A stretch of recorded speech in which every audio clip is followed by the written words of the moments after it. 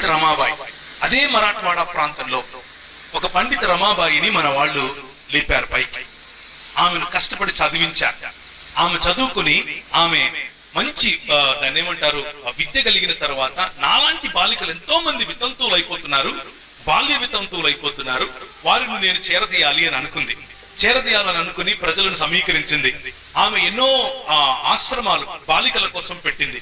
పెట్టి వారిని పెంచుతూ ఉంటే ఇదే లోకమాన్య తిలక్ గారు ఆమె గురించి అంటాడు, ఈమెకు మన దేశంలో ఇంతమంది దేవుళ్ళు ఉంటే ఒక్కడు కూడా ఈమెకు పనికి రాలేదంట.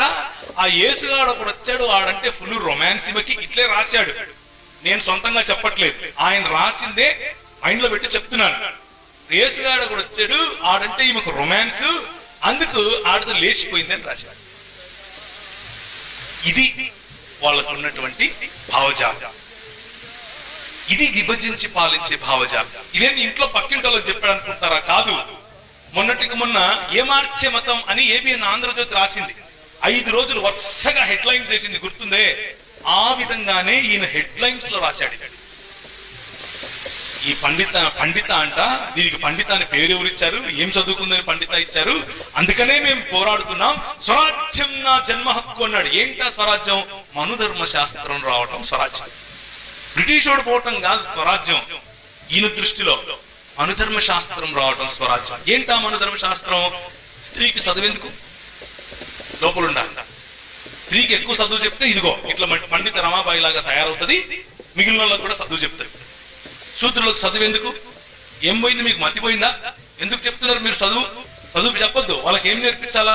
వాళ్ళు చెప్పులు కుట్టే ట్రేడ్ లో ఉంటే చెప్పులు కుట్టడం నేర్పించాలా, వాళ్ళు మంగళంలో అయితే వాళ్ళకి తల కత్తిరించడం నేర్పించాలా. ఇది ఆయన చెప్పిన మాటలు, నేను చెప్పిన సొంత మాటలు కాదు. ఆయన పేపర్ లో ముద్రించి మరీ ఇచ్చాడు.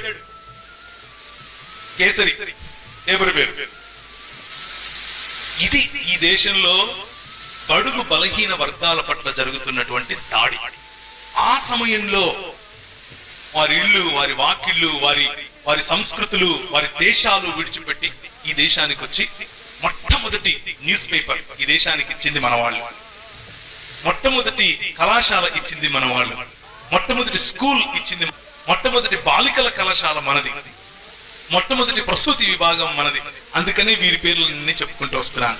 అందుకు ఎ విజన్ ఆఫ్ ఇటర్నిటీ, ఒక నిత్యత్వానికి ప్రజలను నడిపించేటటువంటి విజన్ మన ముందుంది. మనం చేసేటటువంటి పరిచర్య కేవలము యేసు ప్రభు దగ్గరికి రా నీకు అన్నం పెడతాడు, యేసు ప్రభు దగ్గరికి రా నీకు పిల్లలు పుడతారు, యేసు ప్రభు దగ్గరికి రా నీకు ఉద్యోగం వస్తుంది అనేది కాదు.